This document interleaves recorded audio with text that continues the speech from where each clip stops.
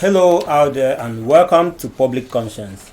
You are onto the anti-corruption program produced by the Progressive Impact Organization for Community Development, PRIMOG. PRIMOG is a civil society organization working to promote good governance, participation, and accountability in Nigeria. I am Chidozie Ogbonnaya and I'm with my colleague, Esther Bassi. A warm welcome to the program wherever you're listening to us. On Public Conscience, we seek to evolve a corruption-free society through the amplification of investigative corruption stories by our partner media organizations and by alerting citizens and government to their democratic actions against it. We equally promote integrity by amplifying rare cases of the display of honesty by public and private individuals in the course of their normal activities. We appreciate the MacArthur Foundation for supporting the production of this program. In today's program, we will continue to beam the searchlight on the health delivery in Nigeria, especially as it concerns the utilization of funds provided by the federal government to improve primary health care centers across the country.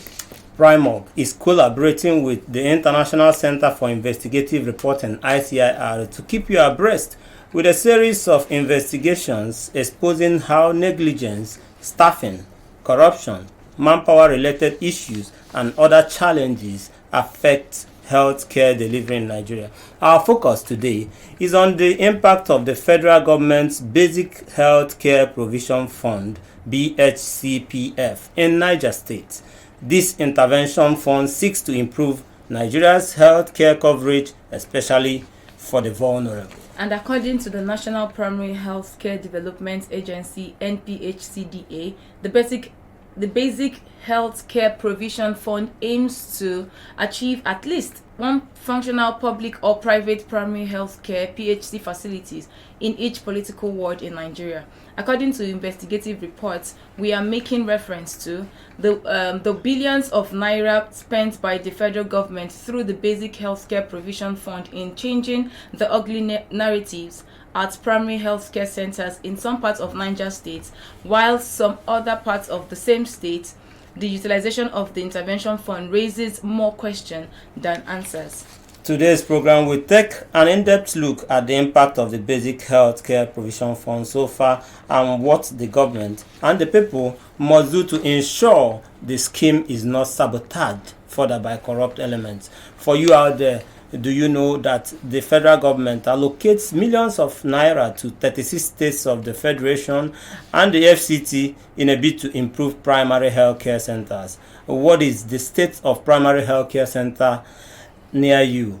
Do you make use of our primary healthcare centers? And what must we do to reduce irregularities and corruption bedeviling service delivery at primary healthcare centers across the country? Feel free to share your experience with us. Be ready to join us through phone and text messages during this conversation. The WhatsApp phone line to send your message is 0902 265 6167. That is 0902 265 6167. Please indicate your name and your location when sending your message. This number is for messages only. Please begin to send your message to 09022656167. That is 09022656167. We will give out the numbers to call shortly. If you just joined us, we are discussing the impact of the federal government Basic Healthcare Provision Fund in Niger State. The Basic Healthcare Provision Fund utilizes two approaches to improve service delivery in at least one primary healthcare center per ward in Nigeria. According to investigations by International Center for Investigative Reporting, ICIR, primary healthcare centers in some parts of Niger State have experienced facelift through the scheme. However, such experiences does not cut across in the whole state. The Federal Ministry of Health disbursed a total of 28.59 billion naira across the 36 states in Nigeria and the FCT as its year 2022 Basic Healthcare Provision Fund allocation. And joining us to look at the success, the challenges, and the needs to ensure proper utilization of the Basic Healthcare Provision Fund is a journalist with the nation's newspaper and also a fellow of the ICIR Health Reporting Fellowship, Justina Asishana. welcome to the program. Thank you very much. We also have in our midst a representative of One Campaign Nigeria, Razak Fatai. Thank you for joining us. Thanks for having me. Okay, we will also be joined via the phone by a journalist with Wikitimes, who is also a fellow of the ICIRL Reporting Fellowship, Amza Abaga, who you are all welcome to the program, and in the course of the program we'll bring in Amza. All right, yes, but let's get started. Let's start with Justina Asishana to tell us about your visitation to many primary health care centers out there in some local governments in Niger State. Let us into your findings with regards to the utilization of the funds, these intervention funds out there. Well, thank you very much for having me here. And during the course of my investigations, I visited 5 local governments in Niger State. I visited Kontungura, Bida, Lapai, Mokwa, and Lafun local government areas. And in most of this, and in these local government areas, I visited about some local government. I visited five primary healthcare facilities, and in some I visited 6. So I did that because I didn't just want to get the narrative from just one primary healthcare facility. I wanted to know how it's being done. And what I realized was that the proper utilization of the fund in several of the primary healthcare facilities, because some of the primary healthcare facilities, I've passed them before, and while approaching them, I just saw new buildings, new with paint, new ceilings, and the rest. And I had to start asking, you mean you use these funds for this? And they said yes. I'm the kind of reporter that I'm always skeptical when they say government disbursed funds, and I always think most of these funds are not always utilized properly. But I think I changed my narrative when I visited these primary healthcare facilities. But the only challenge was that there was only one primary in every ward, only one primary healthcare facilities was addressed. Whereas in most of these wards, they have like 2 or 3 primary healthcare facilities. So you could see the difference with the one that the funds is being given to, and the funds are not being given to. So is it that the fund is not enough to go around to renovate all the primary health centers in the localities? That is why they are picking out one to renovate. Yeah, I think the directive of the Basic Healthcare Provision Fund is to provide one functional healthcare facility in each ward. But in several wards in Niger State, there are about 2-3 primary healthcare facilities per ward. Apart from the structure you met on ground, what's the operation like, facility-wise, equipment-wise? I mean, yes, several of them were not having labs before. That is medical labs. Most times they have to give notes or refer the patients to the general hospital, which is the secondary healthcare facility. They have to refer the patients there to carry out tests and some other laboratory things that need to be done in the labs. Okay. So these patients will have to go to the lab, come back to the healthcare facilities, and sometimes then there was no even drugs. The pharmacy was there, but there was no drugs. So they still have to write notes. I'll write the name of the drugs for these patients to go outside and buy the drug, which costs more than getting in the healthcare facility. Okay. But now, several of them now have the pharmacy with drugs on their shelf, and they now have laboratories and carry out several tests. Before, they just carried out RDT, which is malaria test. They carry out pregnancy test, but every other test, typhoid, anything urinary analysis for hepatitis and they don't do it. But now they've gotten equipment for that, and several of them do these tests. From looking through your journalism lens, as a journalist who saw things on ground, what do you think, what factors are responsible for the good thing that is happening in those PHCs? I mean, the improvements. What do you think is the cause of the improvement? The cause of the improvement is the funds they are receiving and the zeal of these health workers, because they have passion for their job. I want to do this job, but in the past there was no fund available. But when they get this fund, they sit back and say, okay, this month or this quarter, what do we need?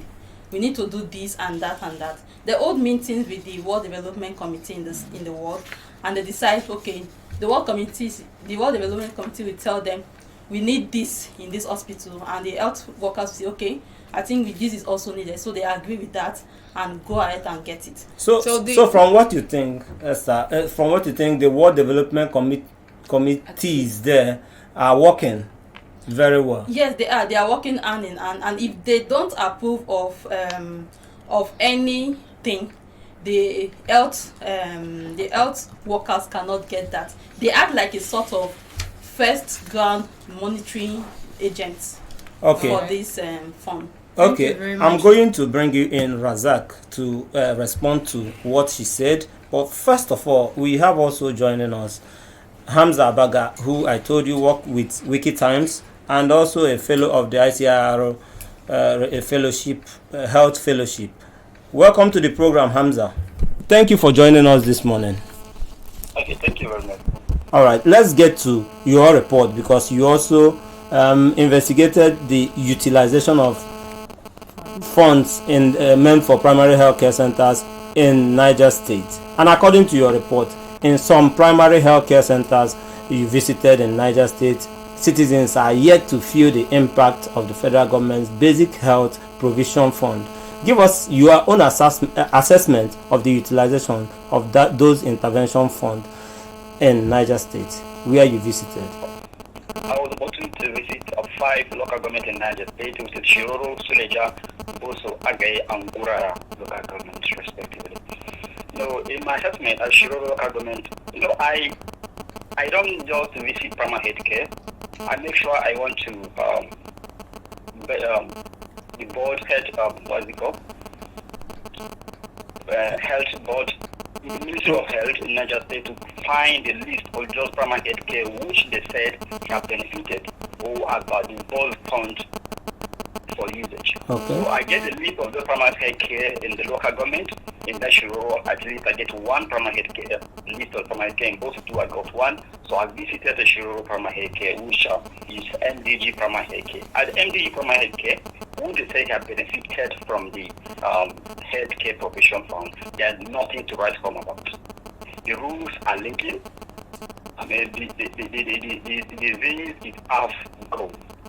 So when I speak just the health worker at the center, who are complaining bitterly they have not received any form. They have written to the state, the local government officials several times through the village head, as nothing is done.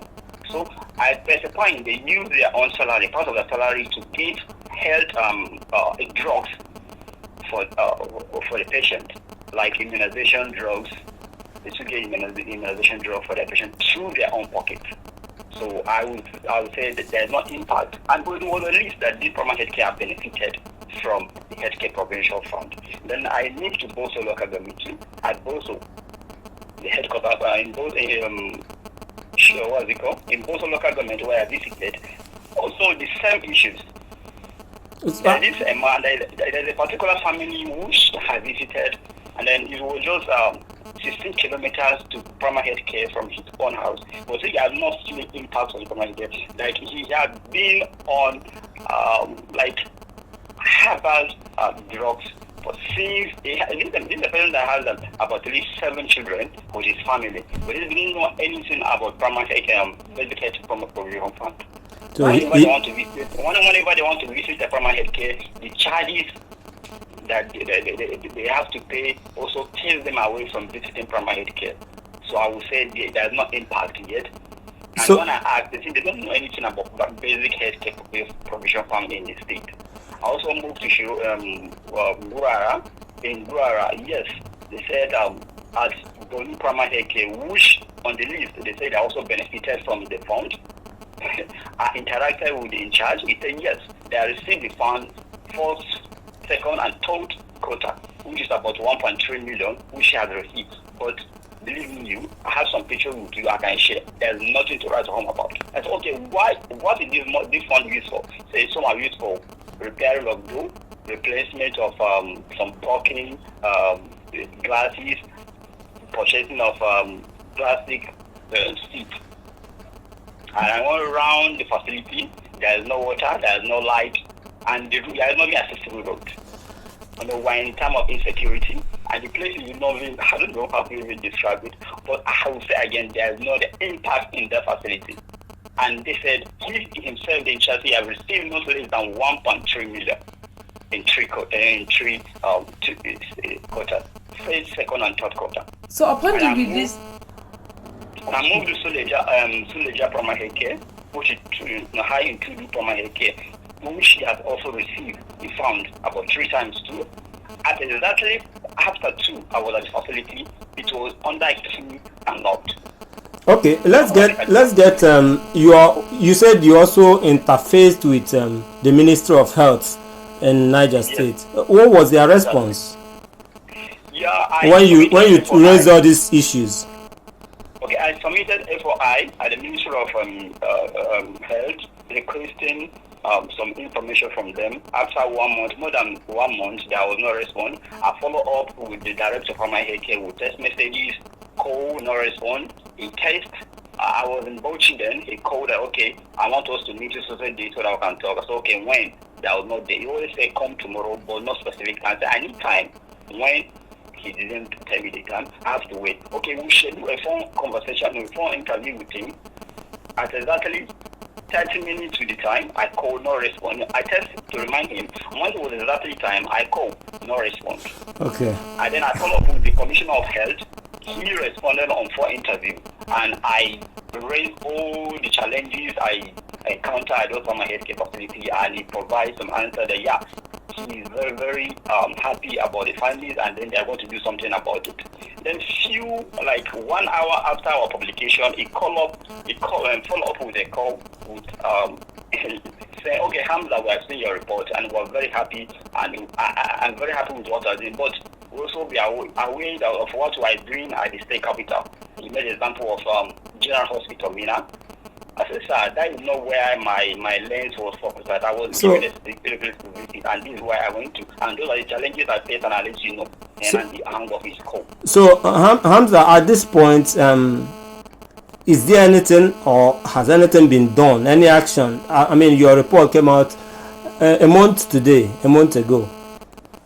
Has there been any action?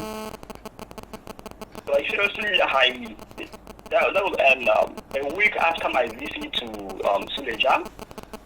Then when I I speak with the in charge of the facility a week after my investigation, and after my visit, I have someone there who contacted me that the work is ongoing. The staff have started renovating the facility. Okay. But from the state government side, I've not seen any impact from them, any reaction from the government. But that particular place, the in charge, I follow up with someone there, and I was telling the facility immediately I left. Like 1 week later, the facility is under renovation. Okay, but Hamza, in 1 minute, what must the government do to ensure basic healthcare provision funds are used optimally, and how can citizens participate in stamping out corruption in healthcare delivery? It's one thing to bring an initiative, is another thing to do it properly. I think what government need to do here is awareness. There is no proper awareness about basic healthcare provision fund. If there is awareness, this in charge, this health of the facilities, we are receiving funds. It's possible. There is all those there are other staff in the facility, I'm very sure, which are not aware of that too, and also the rural the locals too, they are not aware of this. So you can see someone has received 1.3 million to renovate the facility, and nothing is put in place. So that means that some of the staff they are not aware, and even the locals are not aware of what is going on. So the government need to put modality in place to let people know about the healthcare provision fund, and not to let people know if funds are disposed, let them follow it up.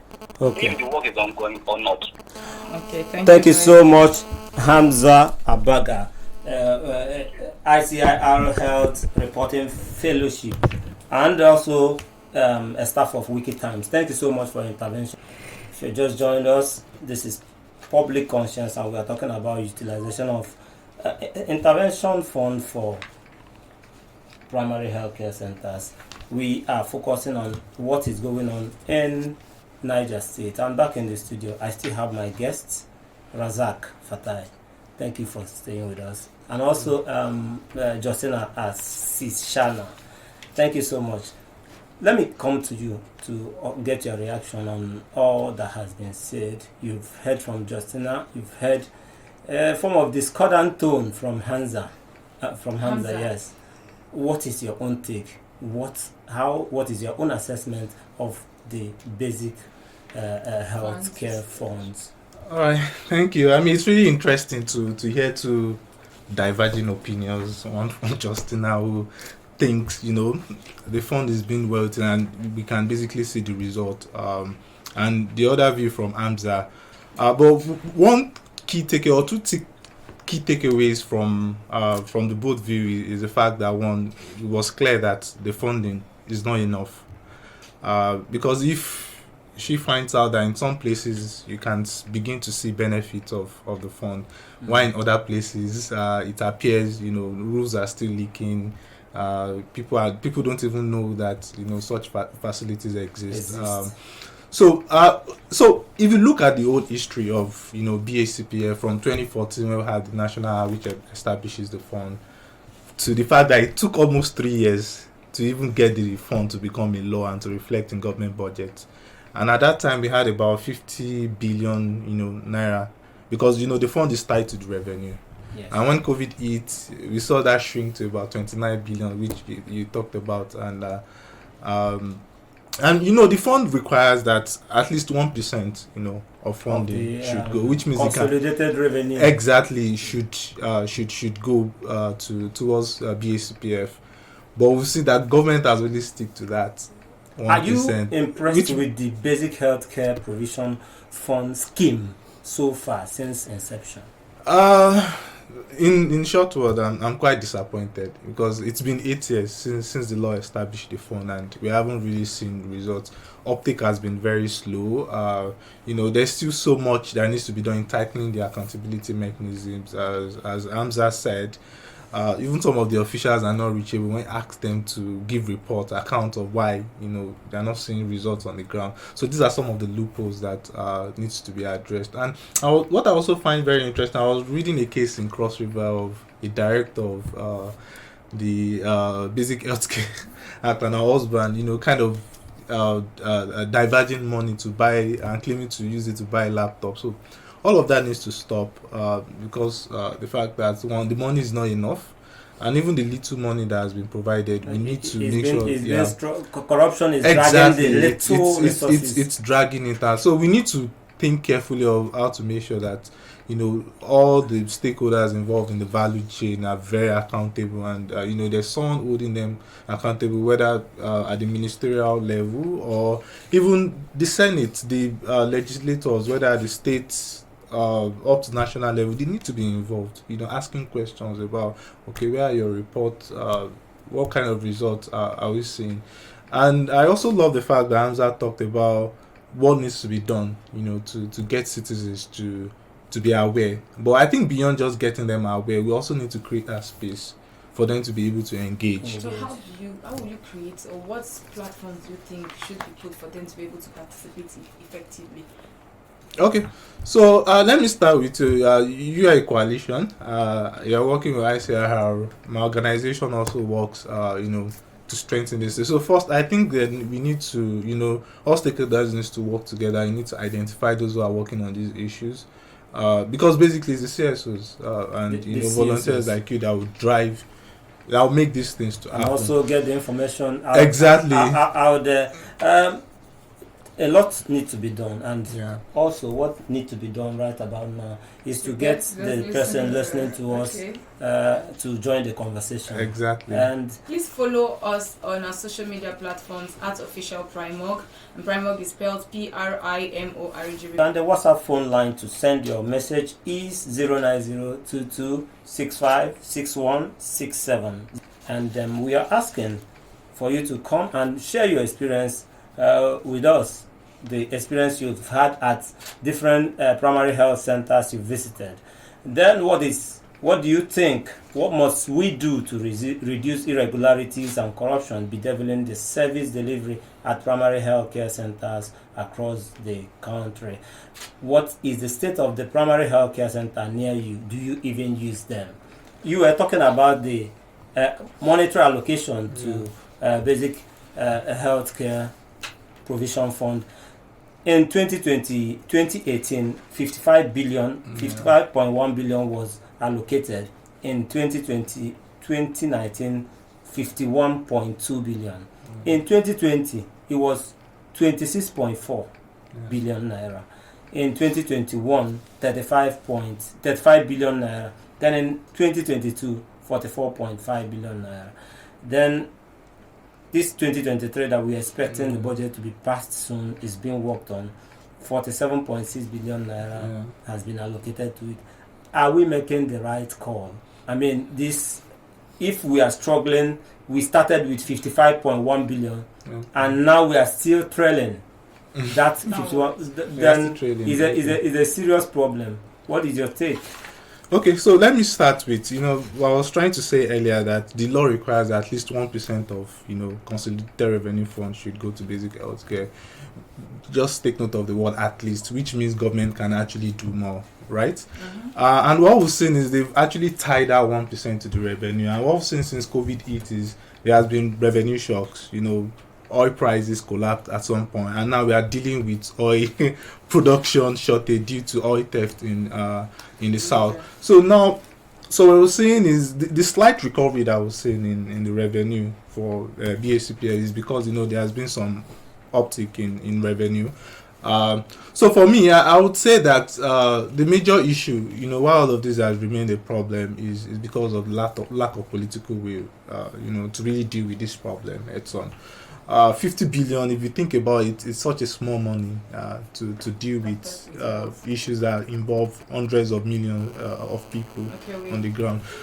So for me, I would really love to see strong political leadership, especially from the incoming government, to make sure that they can do 2%. Nothing stops them from doing 2% of CRF. I mean, the government which would translate to about 80 billion, or almost 90 billion based on the current revenue projection. So that's what we need to see. We need to see strong leadership, because health is like the basics of everything. If you don't have good health, you most likely not be productive. You most likely not even become someone good in life. And this is something that, as incoming government, they need to take seriously. Make sure that they commit to enough funding. And there are already provisions and laws, commitments around that. There is the Abuja Declaration in 2001. And we've not kept where, that. Government said, we'll do 15% here in Abuja of our budget every year. But Nigeria has not even been able to do half of that since that 2001. Let me bring in Justina to this conversation. Okay. Because he talked about awareness. Hamza Abaga talked about awareness. Give us a sense of the level of citizens' awareness of the basic healthcare provision fund brought to their communities. From the communities, the local governments you visited, are they aware of these funds? I think the awareness is very low, because even this the residents, they just see renovations taking place, but they don't know the reason why or the funds being used for this renovation. So the awareness is low. They just go there and see a change. Several of them I interacted with this. When I told them, do you know about basic healthcare provision fund? They said no. So it's when the nurses or the officer in charge will not say, but it's the money that we are using to renovate all this. And they say, but I was not aware of it. We are just seeing change. So we don't know it is the fund. So I think the government needs to do more on the basic healthcare provision fund sensitization, so that it will even give the residents the ability to ask questions. That when they go to the hospital and they can't see some kind of drugs, they need to ask, but you are receiving this fund, why can't we see this drug? But they don't know, because yes, they are just happy that there's a change. They are now receiving drugs, they are now doing tests. They don't need to go to the general hospital again, which is far. So they are just seeing changes, but they don't know what fund is how it's coming out. But how transparent are the managers? I mean, who even monitors? Who cares what they are doing? Yeah, some of them are transparent, because some of the PHC I visited, I didn't even see the officer in charge, but some of the staff could tell me what they use the funds for. But like in Lapai, one of the facility I visited, which is in Duma's PHC, there was nothing.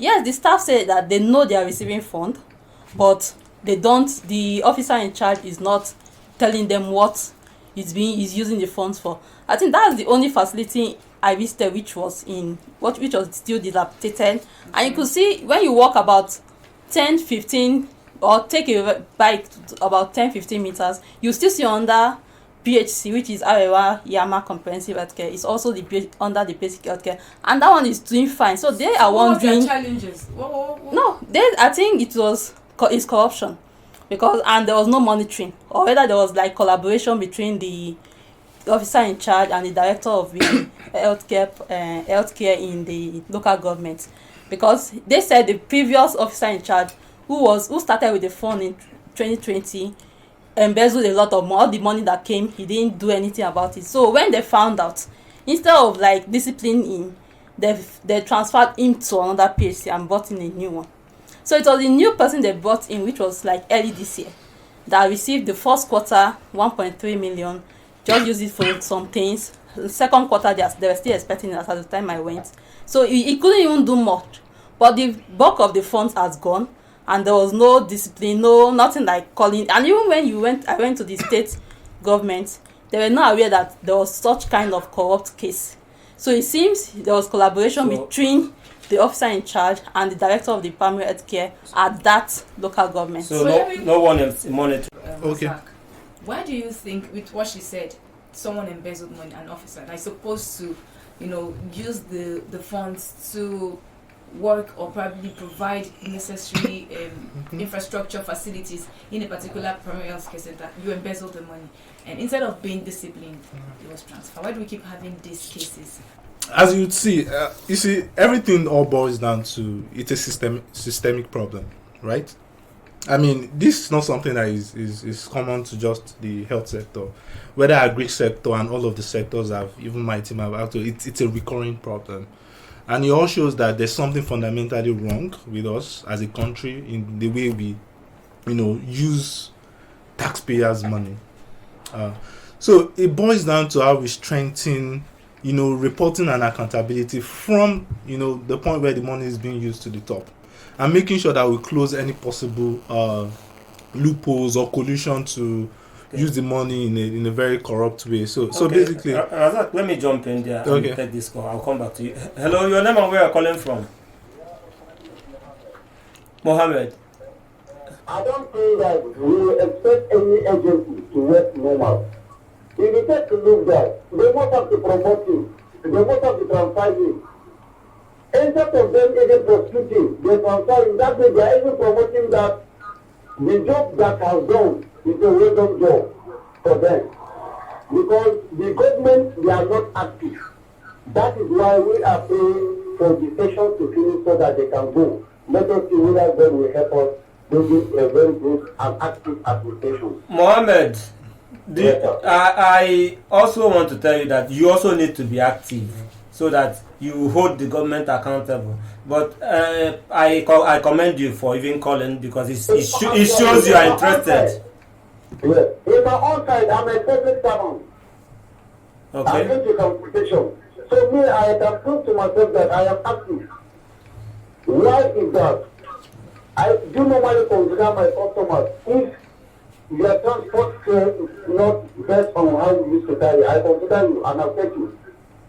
To me, I always think of myself. Okay. If you forget that I take into my car, I call it back to you. And I have to put more than 4 people. Wow. So I'm active on my own side. That's interesting. I'm glad that you are being a good citizen. Continue that. Keep it up. Thank you for calling. Thank you very much. Wish you all the best. All right, thank you. And it's good to hear from Nigerians, and some of us are still displaying integrity even when no one is seeing us. A very good one from there. I think I took that word away from you. Please complete your thoughts. Okay, so the way I'm driving at is, we already have provisions in the law that requires the ministries, the departments, agencies to kind of provide like an annual report on, whatever they are doing. So this is something we need to make sure that we enforce. And what I mean by enforce is we need to make sure that, there are reports across different lines of the value chain, the systems, their programs, their planning. But more importantly, I think we also need to, bring in the act of validation. If you say, okay, you reach 1,000 people in your communities, we need to speak to the community leaders to know If what are their actually- take, if actually they are benefiting from those programs, and they can also share feedback on how to improve, service delivery in those PHCs. And so this is something I think any serious government will take seriously. We really need to revamp our institutions to make sure they're able to deliver on their mandate. We must revamp our Exactly. institutions to deliver on their mandate. Justina, let me come to you because we understand that you also spoke to the authorities in Niger State. Tell us about it. Yeah, speaking to authorities in Niger State, like pursuing some kind of people that are not ready to speak. But I was fortunate to speak to them because I'm also like the state correspondent. So most time when they have health program, I try reaching them and try getting to them in their office, but they were not available. But in most of this program, I just relay them and ask my question there and impose them. So when I asked them, that was where I heard that they are monitoring mechanism, but I told them the monitoring mechanism is not okay. Because when I told them about this Duma PHC, they told me, but everything is fine there. I said, no, nothing is fine there. Send someone there. Don't rely on the report of the director of PHC. Because what they do, according to them, was that the director of PHC will send a report to the primary healthcare agency in the state, and the primary healthcare agency will send it to the Ministry of Health. So they always rely on the report of the director, which shouldn't be. They should also send people down to the field, down to these hospitals, down to the wards, to the residents on the ward to know what is really done. Yes, and another thing is the Ward Development Committee. Get in touch with them, because according to the Basic Healthcare Provision Fund, the World Development Committee is like the first level monitoring aspect. If they don't approve of the fund, if they don't approve that, the check is like is a joint account, so it has to be signed by two people. So if someone embezzled the fund, you should also ask the World Development Committee how come, because you can't sign the signature. One signature cannot withdraw such cash. So they have to be like monetary aspect. So is it that the World Development Committee are also conniving with the officers in charge to carry out this activity? So there should be more monitoring. There should be more monitoring at the local level, and not just depending on reports. More monitoring, Yes. so that they will see it clearer and Yes. be able to attack the corruption and even irregularities. even unscheduled visits would also pay a lot. Just go there at any time, look at what they are doing, get their reports, get their books and the rest. What have they used the funds for? Several of them could bring out their notebook, what they used the funds for, but others didn't want to bring it out because they say, I need to get authorization, this and that. So you know that yes, they're hiding under something. But there are others that were open to even show me their books. Let's get to Razak. With everything that we've said here today, going forward, do you see the Basic Healthcare Provision Fund as the silver bullet to achieving universal healthcare in Nigeria, or what do you think we could do? Okay, thank you for that brilliant question. Because the universal health coverage is the Eldorado of healthcare service in every nation. So let me respond to that. As we've discussed so far, I would say that there's a systemic problem. So many things are wrong, from inadequate funding to poor budget utilization to poor use of fund. So it shows that the fund itself is not a silver bullet. It's a systemic problem, and we need to deal with it systemically. So what do we do? Three things from my hand. Number one, we need to scale funding. We need to meet the Abuja declaration of 15% budget, and making sure that substantial amount goes towards the basic healthcare fund, which reaches the grassroots, right? But additionally, as we increase funding, we need to prioritize, interesting interventions, like making sure people have the subsidized health insurance for, people to do. Like, I have an insurance. If I get sick, I go to the hospital. I don't need to pay. So that's one thing we need to take, seriously. And also funding, pandemic and endemic kind of diseases like malaria, which are more recurring and which people tend to spend their money on. So we need to prioritize interventions on those areas. Then additionally, we need to make sure that the act on the insurance gets that authorizes, it mandates everybody to have health insurance. The act, where are we on that act?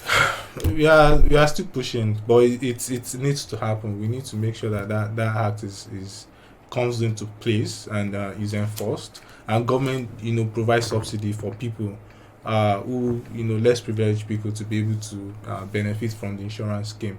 Then secondly is on efficient use of resources. I already talked about the fact that we need strong reporting along the value chain, from the grassroots to the local, to the national at NHPCDA level, then to the ministerial committee level, and also to the parliamentary level, to be able to question and query how money is being used to deliver results. A holistic approach. Exactly, a holistic approach. But worried by this issue of utilization of funds, the federal government, about a month ago, 3 weeks or thereabout, asked or directed that there should be investigation on the utilization of these funds across the whole country. Do you see anything coming out from this? Like in most cases that was seen in Nigeria, I mean, we've always been investigating all sort of corruption and scandalous cases, but we don't see result. Either the reports even get shelved to protect some powerful people. The same pattern. Exactly, it's the same pattern. So I really don't see any tangible results coming out from that. But I hope that incoming governments we really try to disrupt the system. We really need to disrupt the system. How can citizens assist? Because all this, there's some part of something citizens can do to help. How can citizens get on board? Yes. The only thing we can do as citizens, we have to continue to mount pressure. It's our money. It's our attack. Like, how can you mount pressure if you're not even aware of that? So yeah, we already talked about awareness, right? That's one thing, and to get people aware. It's a function of government, but also on the civil society organizations to help. Okay. So because that awareness will not just come, like people who are not aware will not just be aware. So we are the ones that will fill that void, and then on the citizens' part, they need to ask questions. You can no longer ignore what is happening in your localities any longer. You need to keep asking questions. Oh, why is this PSC in the government budget, but they said they will renovate, but we haven't seen the renovation.